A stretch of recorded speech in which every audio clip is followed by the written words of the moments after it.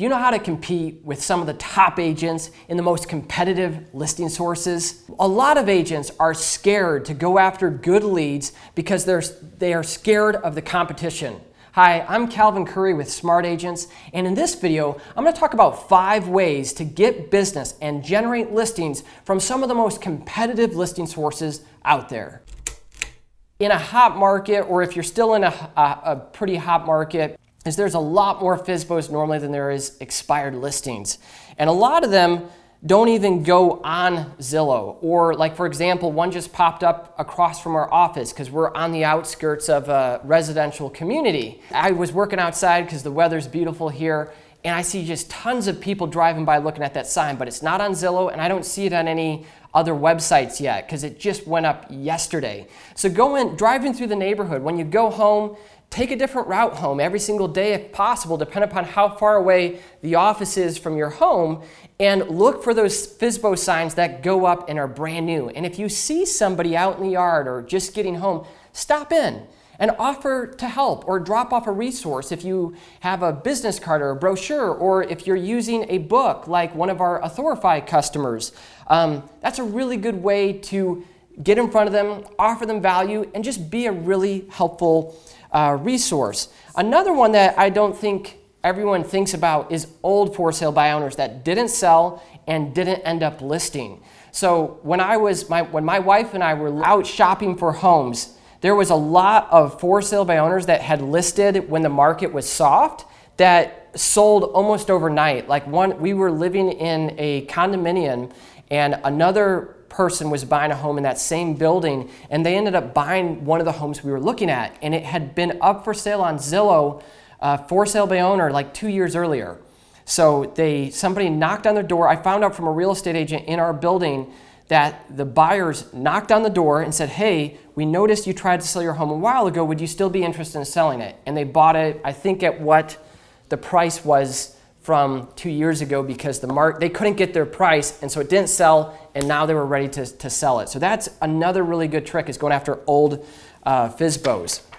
So another thing is, and this is obvious, is expired listings. If you're not going after expired listings, you for sure should be. There's some of the best leads out there. Call them or mail them. I like mailing a book because it makes you stand out from all the other agents that are calling them, and then follow up and stay in touch and offer valuable resources and offer to be there to help. Beyond that is old expired listings. So just like old for sale by owners, old expired listings that didn't sell and went expired and never relisted are a really good source of new business. They're older, but chances are they're just waiting and they're going to relist down the road, or something changed, or who knows what happened, right? Maybe they were unrealistic about the price, the market came up and they would sell. And a lot of times the agent that listed their home, maybe didn't stay in touch, maybe they got frustrated with them, who knows? But you could stay in touch with those type of leads. They're way hotter than just a regular, farm area, and go after old expireds. And then another great source of leads to get listings is make me move leads. Zillow has that feature where it's make me move and they'll put a price. I've seen a lot of those homes sell in the last few years. So a lot of people will go on Make Me Move to see if they can get a good price, or they're thinking of selling, or they're going to sell in the near future. So they'll throw it up there as a quick, just like, hey, if I get lucky and I sell, I'll sell. And I've seen so many of those homes sell. They're a really good source of listings.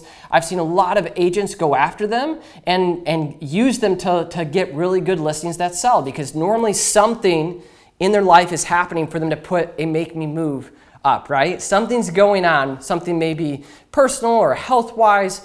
If they're putting up Make Me Move, in my opinion, they're pretty serious. They're really open-minded to selling if they get the right price. That's a really good opportunity, and most people aren't chasing them because they think of them as these dream sellers that are just there to get this high unrealistic price. But a lot of times they're going to list eventually when the time is right, or something changes in their circumstances, whatever it is. So if you like those strategies for getting more listings, or you want to learn more about some of the books that I talked about in this video, go check out authorify.com. Authorify.com. It's spelled authority with an F instead of the T. That's where we have some of the different books that we create for real estate agents for their business. And if you want to learn more about that, go to authorify.com, check it out. Thanks for watching. Like the video, subscribe below if you'd like to see more videos like this. And if you have any tips or tricks that you'd like to add to the conversation, please post them in the comments below. We'd love to hear from you, and we'd love to hear what you're doing in your business